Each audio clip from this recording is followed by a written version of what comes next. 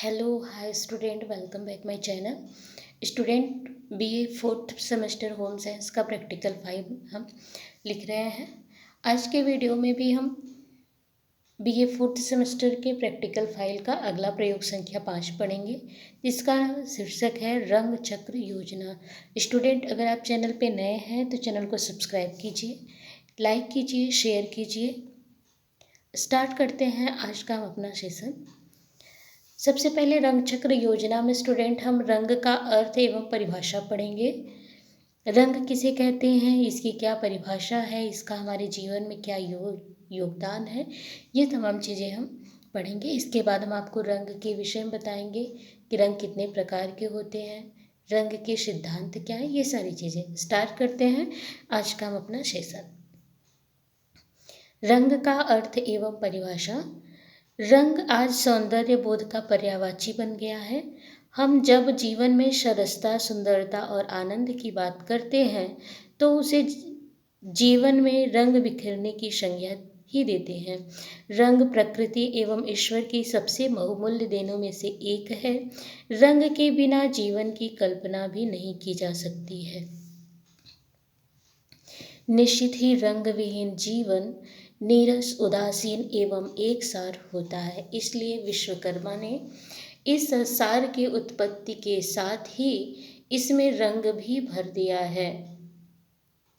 कहने का मतलब है रंग का हमारे जीवन में बहुत महत्वपूर्ण स्थान होता है। रंग के बिना हमारा जीवन अधूरा सा होता है। मॉडर्न सेंचुरी एनसाइक्लोपीडिया के अनुसार यहाँ परिभाषाएं दी गई हैं। रंग प्रकाश का ही एक गुण है जिन्हें आंखें देखती हैं और ये विभिन्न प्रकार की प्रकाश लहरों से बनते हैं। इसके बाद हम लिखेंगे रंगों के कार्य। रंग किसी भी कला का एक विशिष्ट अंग है। यह किसी भी वस्तु, वातावरण को सुंदर, मनोहर बनाने का कार्य भी करता है। यही नहीं, रंग हमारे जीवन में अनेकों महत्वपूर्ण कार्य भी करते हैं, जो कि इस प्रकार है, देखिएगा। रंग सुंदरता प्रदान करता है, रंग विविधता प्रदान करता है, रंग मनोभावों को बदलने में भी सहायक होता है, रंग रोशनी का आभास घटा बढ़ा सकता है, रंग स्थान के आकार का आभास कम अधिक कर सकता है। इसके साथ ही रंग अभिव्यक्ति की क्षमता भी रखता है। ठीक है। रंग चक्र योजना में स्टूडेंट रंग को परिभाषित करने के बाद आप अपने फाइल में रंग के सिद्धांत को मेंशन करेंगे। रंग के क्या सिद्धांत हैं, तो रंग के कई सिद्धांत हैं, किंतु इनमें 2 सिद्धांत अधिकांश रूप में उपयोग में लाए जाते हैं। एक प्रांग प्रणाली और दूसरा है मुंसेल प्रणाली। ठीक है। ये 2 सिद्धांत बहुत ज़्यादा इम्पॉर्टेंट है और ये पूछा भी जाता है रंग के सिद्धांत में। तो प्रांग के अनुसार हम पहले पढ़ेंगे। प्रांग के अनुसार रंगों के परिणाम इस प्रकार से हैं, देख लीजिएगा। रंगों की 3 विशेषता या गुण होते हैं जो कि रंगों के परिमाण कहलाते हैं, और यह तीनों एक दूसरे से उसी प्रकार से संबंध रखते हैं जैसे किसी वस्तु में लंबाई, चौड़ाई और मोटाई। रंगों के परिमाण निम्नलिखित हैं। देखिए, प्रांग के अनुसार रंग के 3 परिणाम होते हैं, बिल्कुल उसी तरह इम्पॉर्टेंट होते हैं जैसे किसी वस्तु को अगर परिभाषित करना है तो आप उसकी लंबाई, चौड़ाई, ऊंचाई को बताते हैं। उसी तरह से रंगों के परिणाम में भी 3 चीज़ें आती हैं। क्या कहते हैं उसको, तो देखिए, रंगों का गर्वपन और ठंडापन, ह्यू या रंगों के नाम, रंगों का हल्कापन और गहरापन, रंगों की वैल्यू, रंगों की चमक या मंद, रंगों की तीव्रता या क्रोमा कहलाती है। अगर आपसे पूछा जाए ह्यू क्या होता है, तो रंगों के नाम को कहते हैं, और हल्कापन और गहरापन को क्या कहते हैं, रंगों की वैल्यू कहते हैं। चमक या मंद रूप को क्या कहते हैं, क्रोमा कहते हैं, या रंगों की तीव्रता कहते हैं। ठीक है। रंगों का गर्वपन और ठंडापन जो है, यहाँ हम आपको थोड़ा सा डिफिनेशन कर दें। रंगों का जो नाम रखा गया है और वहाँ आपको बताया गर्मपन और ठंडापन। जो रंग होते हैं वो 2 प्रकार के होते हैं, एक होता है गर्म रंग और एक होता है ठंडा रंग।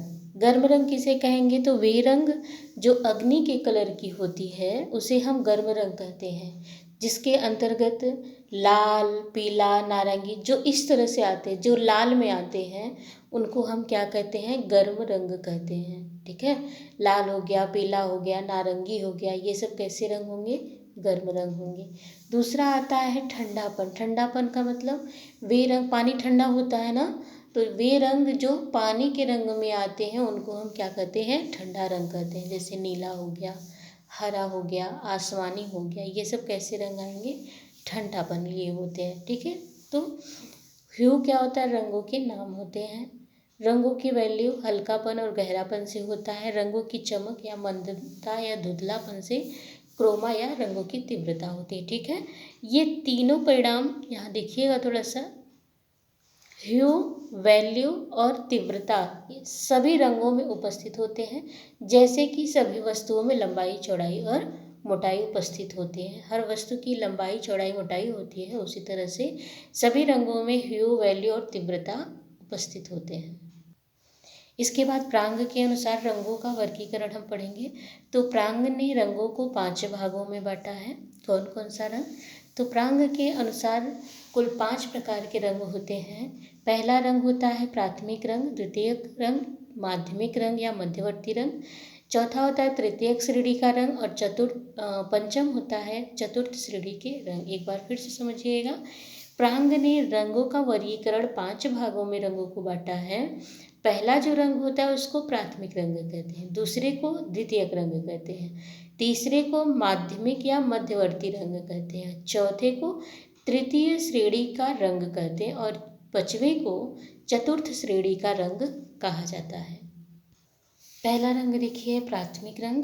प्राथमिक रंग स्वतंत्र रंग होता है, जैसे लाल, पीला, नीला, इसे क्या कहते हैं, प्राथमिक रंग। प्राथमिक रंग वे रंग होते हैं जो स्वतंत्र होते हैं, किसी के मिश्रण से नहीं बनते, ये स्वतंत्र होते हैं। ठीक है, उन्हें हम क्या कहते हैं, प्राथमिक रंग कहते हैं। दूसरा होता है द्वितीयक रंग। वे रंग जो दो प्राथमिक रंगों के संयोग से बनते हैं उन्हें हम द्वितीयक रंग के नाम से जानते हैं। ठीक है, दो प्राथमिक रंगों के मिश्रण से बना रंग द्वितीयक रंग कहलाता है। जैसे लाल और पीला जब आप मिलाएंगे तो नारंगी बनेगा, पीला और नीला मिलाएंगे तो हरा बनेगा, और नीला और लाल मिलाते हैं तो कौन सा रंग बनता है, बैगनी रंग बनता है। एक बार यहाँ देखिएगा स्टूडेंट, लाल, पीला, लाल, पीला और नीला, ये 3 कैसे रंग हैं, प्राथमिक रंग हैं। ठीक है, जो लाल रंग है, पीला रंग है और नीला रंग है, ये कैसे रंग है, प्राथमिक रंग है। और यहीं पे जब 2 प्राथमिक रंग मिला करके रंग बना जाता है तो वो कैसा रंग होता है, द्वितीयक रंग होता है। जैसे लाल में जब आप पीला मिलाएंगे तो नारंगी बनेगा, पीला में जब आप नीला मिलाते हैं तो हरा बनता है, नीला में जब आप लाल मिलाते हैं तो बैंगनी रंग बनता है। तो इस तरह से लाल, पीला, नीला जो है ये प्राथमिक रंग हुआ, और नारंगी, हरा और बैंगनी रंग जो है ये कैसा रंग हुआ, द्वितीयक रंग हुआ। इसके बाद मध्यवर्ती रंग है। एक प्राथमिक रंग और एक द्वितीयक रंग के मिश्रण से जो रंग बनता है उसे हम मध्यवर्ती रंग कहते हैं। जैसे लाल कैसा रंग है तो प्राथमिक रंग है, नारंगी कैसा रंग है, द्वितीयक रंग है। तो जब लाल और नारंगी को आप मिलाएंगे तो जो रंग बनेगा उसे हम कहते हैं मध्यवर्ती रंग। तो लाल में नारंगी मिलाएंगे तो नारंगी लाल बन जाएगा। ठीक है, इसी तरह से नारंगी में पीला मिलाएंगे तो नारंगी पीला बन जाएगा, पीला में हरा मिलाएंगे तो पीला हरा बन जाएगा, हरा में नीला मिलाएंगे तो नीला हरा बन जाएगा। इस तरह से जो रंग बनेंगे उसे हम क्या कहेंगे, मध्यवर्ती रंग कहते हैं।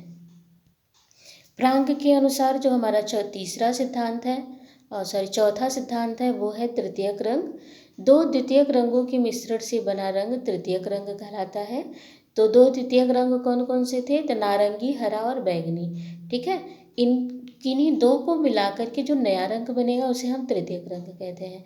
जैसे हरा में बैंगनी आप मिलाएंगे तो स्लेटी नीला हो जाएगा, हरा में नारंगी मिलाएंगे तो धुएं के समान पीला हो जाएगा, नारंगी में बैंगनी मिलाएंगे तो ईंट के समान लाल रंग हो जाएगा। तो ये सब रंग कैसे हो गए, तृतीयक रंग के अंतर्गत आएंगे। पांचवा है चतुर्थ श्रेणी का रंग। जब 2 तृतीय श्रेणी के रंगों को मिलाया जाता है तब चतुर्थ श्रेणी का रंग बन जाता है। जैसे तृतीयक पीला और तृतीयक नीला जब मिलाएंगे आप तो चतुर्थ श्रेणी का हरा रंग बन जाएगा। इसी तरह से तृतीयक लाल और तृतीयक पीलक मिलाएंगे तो नारंगी बन जाएगा आपका चतुर्थ श्रेणी का। इसको एक बार देख लीजिए स्टूडेंट, ये आपके प्राथमिक रंग है लाल, पीला और नीला। ये कैसा रंग है? तो प्राथमिक रंग है, ठीक है। लाल, पीला, नीला कैसा रंग है? प्राथमिक रंग। अगर यहीं पे आपको द्वितीयक रंग बनाना रहेगा तो आप क्या करेंगे? लाल में पीला मिला देंगे तो कैसा रंग बन जाएगा? नारंगी बनेगा। पीला में नीला मिलाएंगे तो हरा रंग बन जाएगा। जब पीला में आप नीला मिलाएंगे तो हरा रंग बन जाएगा। नीला में जब आप लाल मिलाएंगे, नीला में लाल मिलाने पर बैगनी रंग बन जाता है, ठीक है। और नीला में जब पीला मिलाएंगे तो हरा रंग बन जाएगा, ठीक है। और नीला में लाल मिलाएंगे तो बैगनी रंग बन जाएगा। तो वो हमारा कौन सा? नारंगी, पील और हरा और बैगनी जो रंग हमारा होगा उसे हम कहते हैं द्वितीयक रंग। इस रंग चक्र योजना में स्टूडेंट हम आपको सारी कलर बताएंगे। एक बार थोड़ा सा ध्यान से आप समझने का प्रयास कीजिएगा, ठीक है। देखिए, ये त्रिभुज हमने बनाया पहले, जिसमें हमने ऊपर दिखाया लाल, फिर यहाँ पीला और यहाँ नीला। ये कौन सा रंग है?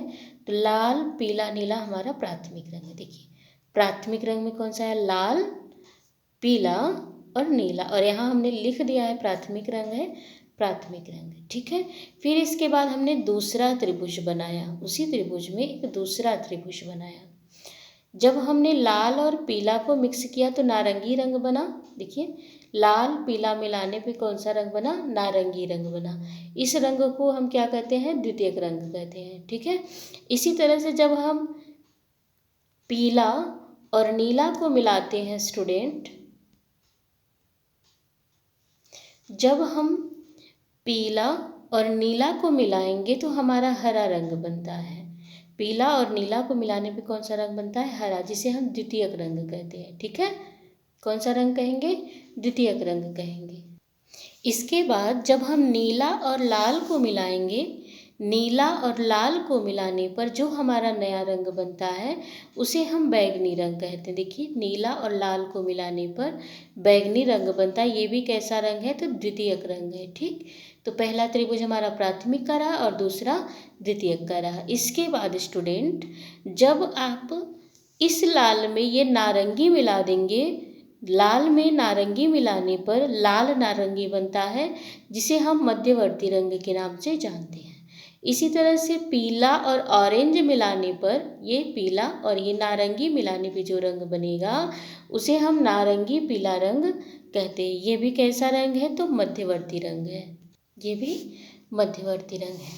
इसी तरह से स्टूडेंट, जब आप इस नारंगी, यहाँ देखिएगा, जब आप पीला में ये वाला हरा मिलाएंगे तो ये आपका बनेगा। देखिए, पीला धन हरा बराबर पीला हरा बनेगा। ये भी मध्यवर्ती रंग है।